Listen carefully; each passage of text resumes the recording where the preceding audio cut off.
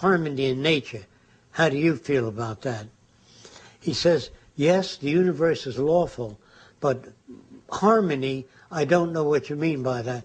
I said, well, when a rat eats insects, it may be supporting the rat system. But what about the insect system? What he did is he used some water from a backyard, swamp water, and he put it under a microscope, and he said, look, everything is fighting everything else. He said, in the human body, everything is fighting everything else. In the ocean, big fish eat little fish.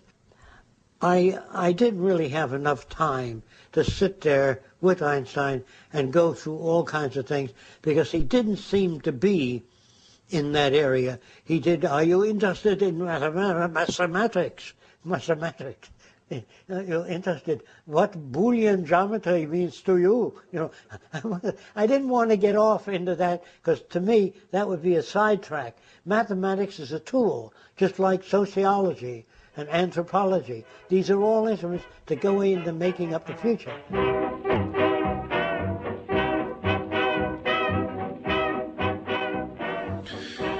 When the stock market crashed in 1929, Jacques was only 13 years old.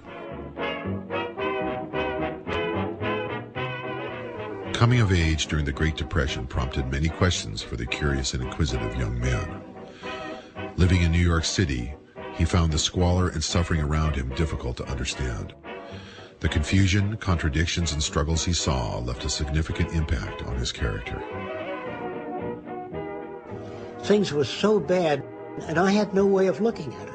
And I thought the rules of the game were somehow screwed up.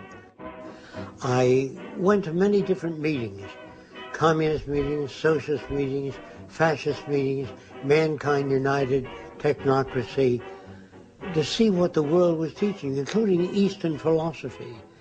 And I wanted to know what people thought, what they wanted, why they gelled on one system. And that each time a society arrived at a system, they tend to keep that system. They didn't even try to go beyond that. But in technology, whenever we made anything, we try to surpass it.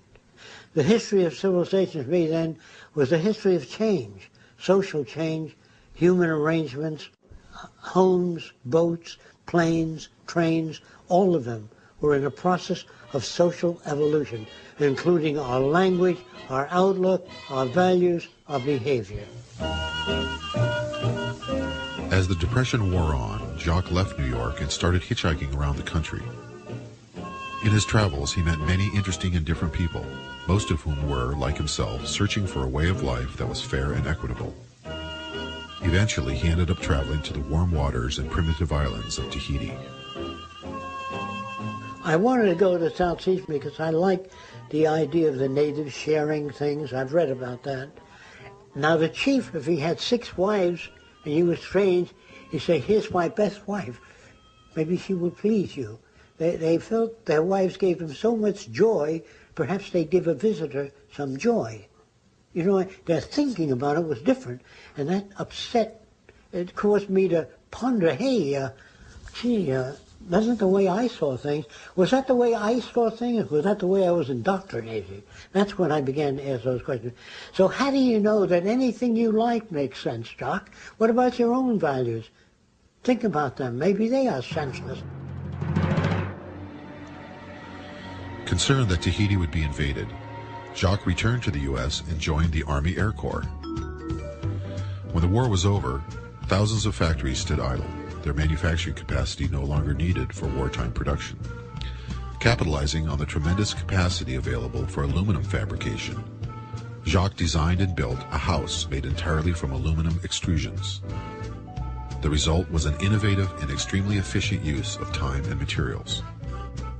The windows, for example, were put in and then extrusion snapped in and with a seal. And so it was very rapid. It took something like 12 minutes to put all the windows in. 8 hours to put up the building. 1948, it was unveiled at Warner Brothers, and there were lines all around the studio. Thousands of people come to see it, and airplanes, smoke ridden through the sky.